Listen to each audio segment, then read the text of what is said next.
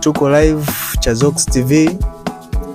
Tumekutana na star wa kwenye movie ya Afande na tunataka tumoji kidogo ili kuwaje mpaka amekuwa star mpaka sasa hivi. Bwana Kipala, habari gani? Habari salama tu. Uko safi kabisa? Safi kabisa. Sawa. Katika movie yako ya Afande pale tumeona ukiwa wewe kama afande mkuu. Idea ilikuja na tunajua idea ulichukuaje kama wewe, yani wewe kama star mwigizaji pale.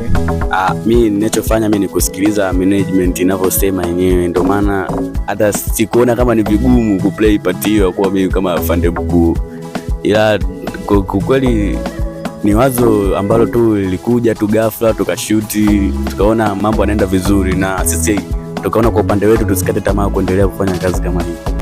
Sawa kabisa.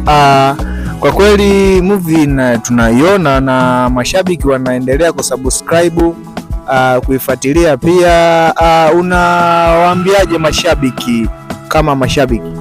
Mimi ninachowaambia tu wakae mkao wa kula, maana vinavyokuja ni vitu vingine vizuri zaidi. Yaani kiufupi hawatachoka kututazama. Sawa.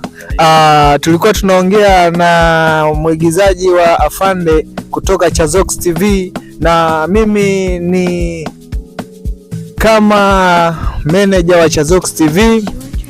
Management yangu ipo sawa. Katika 1 2 3 wasanii wangu wapo katika shughuli zao hapa na pale, na leo tuko tayari kutoa movie ya Afande kipande cha pili.